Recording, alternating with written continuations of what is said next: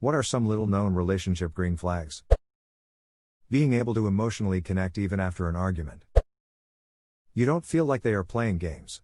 Communication is direct and you don't feel too nervous about what you should or shouldn't do or say, and you're not worried about what they do or don't do or say. Some butterflies is normal, of course. Edit. To clarify, my point here is it's possible to meet someone who, right from the beginning, you're not overly concerned about your interactions. You don't have to think too much about what to text them or when, same with calls. They don't leave you wondering about when they will respond to you and what delaying means. They don't say or do cryptic things that you have to go home and call in a panel of friends to analyze.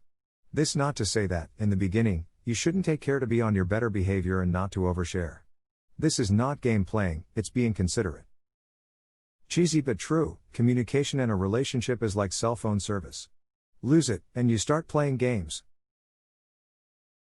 Or searching for a better provider. Or start indulging in the neighbor's Wi-Fi. To then take a trip to your local hotspot. In the case of a relationship, however, McDonald's probably shouldn't be the first place you go.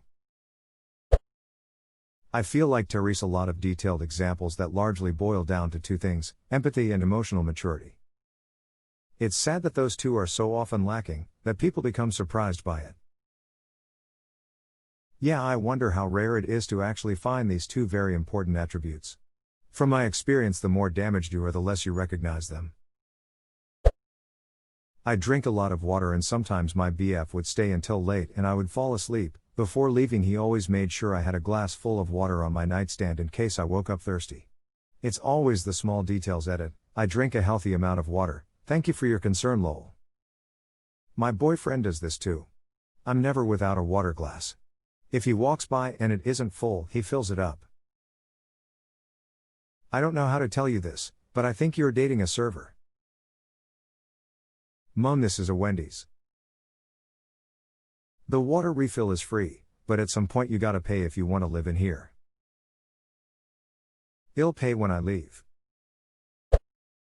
Honesty, genuine interest in each other's hobbies, don't have to do them, but at least support it. Strong communication, you feel like you're hanging out with your best friend, except you want to smash.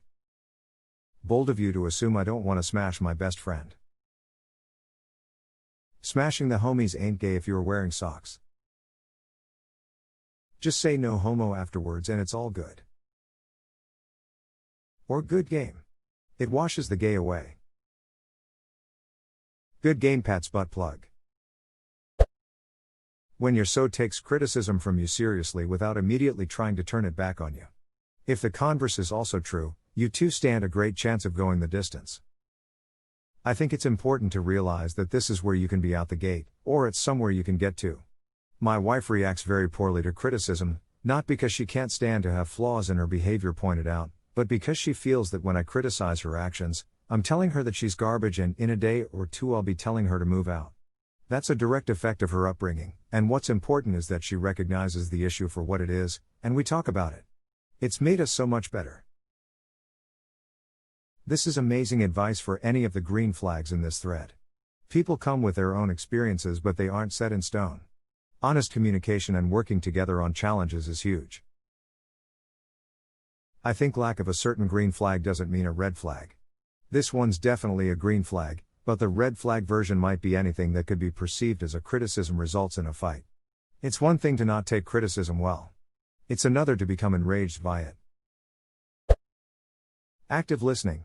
Not just being there while you talk, acutely giving opinions, advice if asked for, and generally caring for the conversion. Bonus, active listening during an argument. Not trying to win, but trying to resolve the problem. Edit grammar. This is super important, but also the polar opposite is important. Being able to comfortably sit together in complete silence for prolonged periods is a good green flag.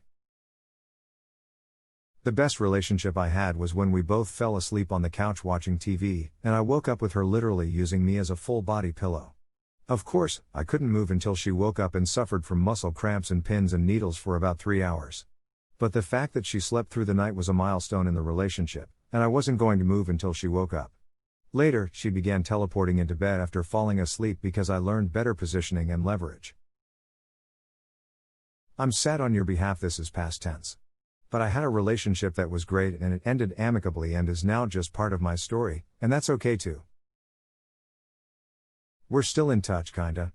Her mom still invites me to family dinners, even though she's married with 2 kids now, the ex, not her mother. I think mom is still holding out hope for the relationship even though we've both moved on to a friendship, instead of squishing bits together. Sounds like you both handled it in a pretty mature way, which is great emo. Listening to you and remembering the things you said. Back when me and my boyfriend started dating, had sometimes bring up things that I've said before, my favorite foods, candies, etc. Made me super happy and could tell he genuinely cared.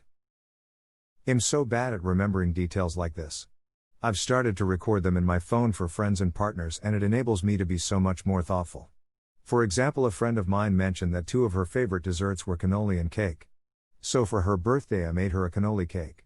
She was so touched and didn't remember saying it, so it came across as very insightful. Ada. I'm so glad that my most upvoted comment is about my most fiercely kept secret in my friendships. Hopefully it helps all of you out. My ex once tagged me in a post about a strawberry shortcake birthday cake. She forgot about it and nobody had ever done anything nice for her, so she was blown away when I bought one for her birthday almost a full year later. A few months later she was eating a maple bar donut and casually mentioned she wished she could have a whole maple donut cake. So the next year on her birthday I took the day off of work and when she came home I had baked a whole maple donut cake. I'm not a baker but that cake was amazing.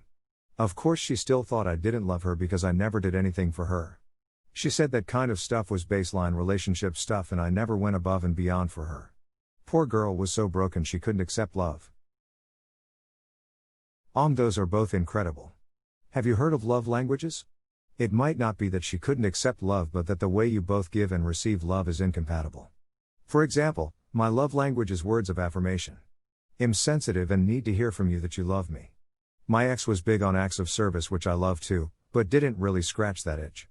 Like, oversimplifying it, he cleaned my apartment for me once when I was out of town and it was so lovely and appreciated.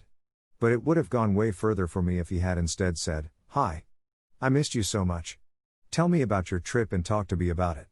It's not that he or I couldn't receive love. It's just that we were speaking different languages. I feel like this is an area where you need to communicate to your partner what works best for you. Having them assume doesn't help anyone. Laughter.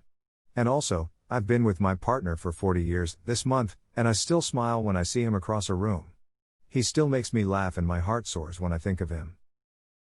Awesome.